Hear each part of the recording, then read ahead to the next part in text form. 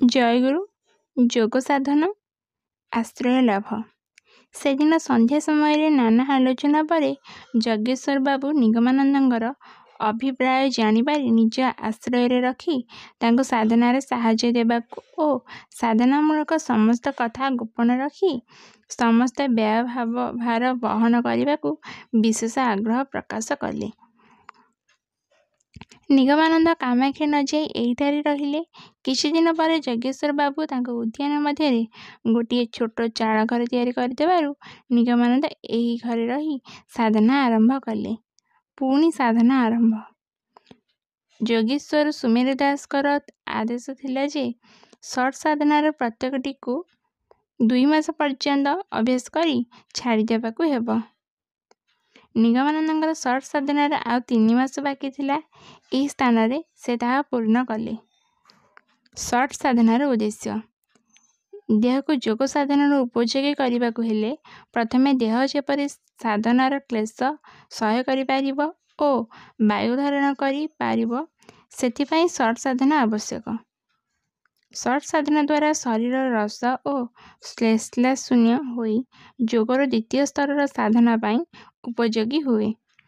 ଆଉ ମଧ୍ୟ ଷଟ୍ ସାଧନା ଦ୍ୱାରା ଅନ୍ନମୟ କୋଷର କ୍ରିୟାକୁ ପ୍ରତିରୋଧ କରାଯାଇ ପ୍ରାଣମୟ କୋଷ ଉପରେ ପ୍ରଭୁତ୍ୱ ବିସ୍ତାର କରାଯାଏ। ଏହି ସାଧନା ପରେ ପ୍ରାଣାୟାମ ସାଧନା ଆରମ୍ଭ ହୁଏ। ଶରୀର ରସ ଓ ଶ୍ଳେଷ ଦ୍ୱାରା ପୂର୍ଣ୍ଣ ଥିଲେ ପ୍ରାଣାୟାମ ସମୟରେ ଯେଉଁ ବାୟୁ ଗ୍ରହଣ କରାଯାଏ ତାହା ଦେହରେ ସର୍ବତ୍ର ସଞ୍ଚାରିତ ହୋଇପାରେ ନାହିଁ। ତେଣୁ ବାୟୁ ବାହାରକୁ ଶୀଘ୍ର ବାହାରି ଯିବାକୁ ଚେଷ୍ଟା କରେ, କାରଣ ସାଧକଙ୍କ ଶରୀରରେ ବାୟୁ ଧାରଣ ଉପଯୋଗୀ ସ୍ଥାନ ମିଳେ ନାହିଁ। ଫୁସ୍ଫୁସ୍ ଓ ଅନ୍ୟାନ୍ୟ ବାୟୁକୋଷଗୁଡ଼ିକ ଶ୍ଳେଷ ଦ୍ୱାରା ଆବୃତ ଥିବାରୁ ସାଧକ ବାୟୁ ଗ୍ରହଣ କଲେ ମଧ୍ୟ ତାହା ଦେହରେ ସର୍ବତ୍ର ପ୍ରବେଶ କରି ସ୍ଥିତି ଲାଭ କରିନପାରିବାରୁ ବାହାରକୁ ଚାଲିଆସେ। ଯଦି ଷଟ୍ ସାଧନା ନ କରି ବାୟୁ ଧାରଣ କରାଯାଏ ତେବେ ଅନ୍ନମୟ କୋଷର କ୍ରିୟା ରୁଦ୍ଧ ହୋଇପାରେ ନାହିଁ। ସୁତରାଂ ଅନ୍ନମୟ କୋଷର ବାଧା ଫଳରେ ଦେହର ସୁଖ ଦୁଃଖ ସମସ୍ତ ଅନ୍ୟାନ୍ୟ କୋଷ ଉପରେ କ୍ରିୟାଶୀଳ ହେବାରୁ ଯୋଗର ପରବର୍ତ୍ତୀ ସାଧନାର କ୍ରିୟାଗୁଡ଼ିକ ଅସାଧ୍ୟ ହୋଇପଡ଼େ। ପ୍ରାଣାୟାମ ସାଧନା। ଉପରୋକ୍ତ ଷଟ୍ ସାଧନା ନିଗମାନନ୍ଦଙ୍କର 1 ବର୍ଷ ଭିତରେ ଶେଷ ହୋଇଗଲା। ତେଣୁ ସେ ପ୍ରାଣାୟାମ ସାଧନା ଦ୍ୱାରା ପ୍ରାଣାୟାମ କୋଷର କ୍ରିୟାକୁ ସଂଯତ ଓ ନିୟନ୍ତ୍ରିତ କରିପାରିଲେ। ପ୍ରାଣାୟାମ ସାଧନା ସମୟରେ ଖୁବ୍ ସାରବାନ ଖାଦ୍ୟର ପ୍ରୟୋଜନ ହୁଏ। ଯଜ୍ଞେଶ୍ୱର ବାବୁଙ୍କ ସ୍ତ୍ରୀ ସରୋଜ ଦେବୀ ନିଜ ସନ୍ତାନକୁ ଯେପରି ପାଳନ କରିବାକୁ ହୁଏ ଠିକ୍ ସେହିପରି ନିଗମାନନ୍ଦଙ୍କର ଯେତେବେଳେ ଯେଉଁ ଖାଦ୍ୟର ପ୍ରୟୋଜନ ସେହି ସମୟରେ ସେହି ଖାଦ୍ୟ ତାଙ୍କୁ ଖୁଆଇ ଦେଇଯାଆନ୍ତି। ଏହି ଭାବରେ କିଛିଦିନ ପ୍ରାଣାୟାମ ସାଧନ କଲା ପରେ ନିଗମାନନ୍ଦ ପ୍ରାଣାୟାମ କୋଷର କ୍ରିୟାକୁ ରୋଧ କରିପାରିଲେ। ଧାରଣା ଓ ଧ୍ୟାନ। ପ୍ରାଣାୟାମ ପ୍ରତ୍ୟାହାର ଦ୍ୱାରା ବାୟୁ ସାମ୍ୟ ହେବାରୁ ମନ ଚାଞ୍ଚଲ୍ୟ ନଷ୍ଟ ହେଲା। କାରଣ ବାୟୁ ସହିତ ମନର ଅତି ଘନିଷ୍ଠ ସମ୍ବନ୍ଧ। ବାୟୁ ଚଞ୍ଚଳ ହେଲେ ମନ ମଧ୍ୟ ଚଞ୍ଚଳ ହୁଏ। ବାୟୁ ସାମ୍ୟ ହେବା ପରେ ନିଗମାନନ୍ଦଙ୍କ ମନର ସଂକଳ୍ପ ବିକଳ୍ପ ଜନିତ ଚଞ୍ଚଳତା ନଷ୍ଟ ହୋଇ ମନ ସ୍ଥିର ହୋଇଗଲା। ତତ୍ପରେ ସେ ରାଜଯୋଗର ତୃତୀୟ ସ୍ତରର ଧାରଣା ଓ ଧ୍ୟାନର ସାଧନା ଆରମ୍ଭ କଲେ। ଧ୍ୟାନ ଦ୍ୱାରା ମନମୟ କୋଷ ଜୟ କରିବାକୁ ହୁଏ। ଏହି ସମୟରେ ବହିଶ୍ଚର୍ଯ୍ୟ ନିମିତ୍ତ ଜଣେ ସାହାଯ୍ୟକାରୀ ଆବଶ୍ୟକ ହୋଇପଡ଼େ। ଧାରଣାର ଗାତିତାକୁ ଧ୍ୟାନ କହନ୍ତି ଏବଂ ଧ୍ୟାନର ପରିପାକ ଅବସ୍ଥା ହିଁ ସମାଧି। ଧ୍ୟାନ ସମୟରେ କେତେବେଳେ ଯେ ସମାଧି ଆସିଯିବ ତାହାର ନିଶ୍ଚୟତା ନାହିଁ ଏବଂ ସମାଧିର ସ୍ୱରୂପ ନ ଜାଣିବା ପର୍ଯ୍ୟନ୍ତ ସାଧକଙ୍କ ମନରେ ଗୋଟିଏ ଭୟ ମିଶ୍ରିତ ଭାବ ଥାଏ।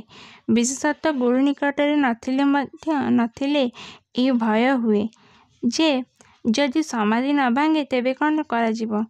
ତେଣୁ ସାଧକଙ୍କର ଜଣେ ସାହାଯ୍ୟକାରୀ ବା ଚେଲାର ପ୍ରୟୋଜନ ହୁଏ।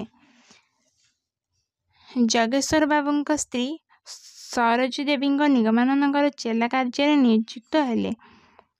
ନିଗମାନନ୍ଦ ତାଙ୍କୁ ତାଙ୍କର କର୍ତ୍ତବ୍ୟ ସମ୍ବନ୍ଧରେ ବିହିତ ଉପଦେଶ ଦେଇ ବୁଝାଇ କହିଲେ ଯେ ଯଦି ସେ ଧ୍ୟାନ କରୁ କରୁ ସମାଧିସ୍ଥ ହୋଇ ପଡ଼ନ୍ତି ତେବେ ପ୍ରଥମ ଦିନ 24 ଘଣ୍ଟା ଭିତରେ ବାହ୍ୟ ଜ୍ଞାନ ଫେରାଇ ଆଣିବାକୁ ଚେଷ୍ଟା କରିବ। ସେ ଆସନରେ ଉପବିଷ୍ଟ ଥିଲେ ମଧ୍ୟ ଦେହ ମୃତ ପରି ରହିଯିବ ଏବଂ ବାହିକ ଚେତନାର କୌଣସି ପ୍ରକାର ଚିହ୍ନ ଦେଖାଯିବ ନାହିଁ। ସଳିଳା ଫଲ୍ଗୁ ନଦୀ ପରି ଭିତରେ ଚେତନା ଥିବ। ପ୍ରଥମେ ସ୍ତବ୍ଧ ଦେଶରେ ଗବ୍ୟଘୃତ ମର୍ଦ୍ଦନ କରି ପରେ ଦାନ୍ତ ଫିଟାଇବାକୁ ଚେଷ୍ଟା କରିବାକୁ ହେବ। ଦାନ୍ତ ଫିଟିଲା ପରେ ଦେଖାଯିବ ଯେ ଜିହ୍ୱା ସ୍ୱସ୍ଥାନରେ ନ ଥାଇ ତାଳୁ ଦ୍ୱାରା ରୋଧ କରିଅଛି। ଜିହ୍ୱାକୁ ଖାଣ୍ଟି ଚାନ୍ଦୁ ରୂପାର ଚିମୁଟା ଦ୍ୱାରା ମୃଦୁ ଭାବରେ ଆକର୍ଷଣ କରି ସେଥିରେ ଘୃତ ମାଲିସ କରି ସ୍ୱାଭାବିକ ଅବସ୍ଥାକୁ ଆଣିବାକୁ ପଡ଼ିବ। ତାହାପରେ ପରିଷ୍କୃତ କନା ଦ୍ୱାରା ବଳିତା ପ୍ରସ୍ତୁତ କରି ଉକ୍ତ ବଳିତା ସାହାଯ୍ୟରେ ସାଧୁଙ୍କୁ ଦୁଗ୍ଧପାନ କରାଇବାକୁ ହେବ। ଏହିସବୁ କ୍ରିୟା ଖୁବ୍ ସାହସ ଓ ଧୈର୍ଯ୍ୟର ସହିତ କଲେ ସାଧକଙ୍କର ପୁଣି ବାହ୍ୟଜ୍ଞାନ ଫେରିଆସିବ। ସମ୍ପ୍ରଜ୍ଞାତ ସମାଧି ଯୋଗ କ୍ରିୟାଗୁଡ଼ିକ ଧରାବନ୍ଧା ନିୟମ ହେଉଛି ଯେ ଗୋଟିଏ କ୍ରିୟା ଫଳପ୍ରସୂ ହେଲେ ତାହାର ପରବର୍ତ୍ତୀ କ୍ରିୟାଟି ମଧ୍ୟ ସିଦ୍ଧ ହେବ। ଏହା ନିଜର ଆୟତ୍ତାଧୀନ। ଏଥିପାଇଁ କାହା କୃପା ଉପରେ ନିର୍ଭର କରିବାକୁ ହୁଏ ନାହିଁ। କେତେବେଳେ ଯେ ଯୋଗ ସମାଧି ଆସିଯିବ ତାହା ଯୋଗ ସାଧକମାନେ ନିଜେ ନିଜେ ଉପଲବ୍ଧ କରିପାରନ୍ତି। ମେରୁଦଣ୍ଡ ଭିତର ଦେଇ ମୂଳାଧାରସ୍ଥିତ କୂଳ କୁଣ୍ଡଳିନୀ ଶକ୍ତି କିପରି କ୍ରମଶଃ ଉତ୍ଥିତ ହେଉଅଛି ତାହା ନିଗମାନନ୍ଦ ପ୍ରତ୍ୟକ୍ଷ ଉପଲବ୍ଧ କରିପାରିଲେ।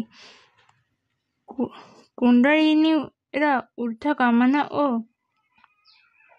ଅଧୋଗମନ ସମୟକୁ ସମ୍ପ୍ରଜ୍ଞାତ ସମାଧି କହନ୍ତି। କୁଣ୍ଡଳିନୀ ଗୋଟିଏ ଗୋଟିଏ ପଦ୍ମକୁ ଉଠିଲେ ଗୋଟିଏ ଗୋଟିଏ ଜଗତର ବିକାଶ ହୁଏ। ଏହା କିନ୍ତୁ ଚରମ ଅବସ୍ଥା ନୁହେଁ। ଚରମାବସ୍ଥା ପହଞ୍ଚିବା ପୂର୍ବରୁ ସାଧକଙ୍କ ନିକଟରେ ଅଜ୍ଞୈଶ୍ଚର୍ଯ୍ୟ ପ୍ରଭେଦ ଖୋଲିଯାଏ। ସାଧକଙ୍କର ଦିବ୍ୟ ଦର୍ଶନ, ଦିବ୍ୟ ଶ୍ରବଣ ଓ ବୈଦ୍ୟୁତିକ ଗତି ପ୍ରଭୃତି ଲାଭ ହୁଏ। ନିଗମାନନ୍ଦ ନିଜର ଏସବୁ ଲକ୍ଷଣ ଦେଖି ବୁଝିଲେ ଯେ ଅତି ଶୀଘ୍ର ତାଙ୍କର ସର୍ବାଭୀଷ୍ଟ ସିଦ୍ଧ ହେବ। ତେଣୁ ପୂର୍ବରୁ ସମାଧି ଅବସ୍ଥାର କର୍ତ୍ତବ୍ୟ ବିଷୟରେ ସରୋଜ ଦେବୀଙ୍କ ଉପଦେଶାଦି ଦେଲେ।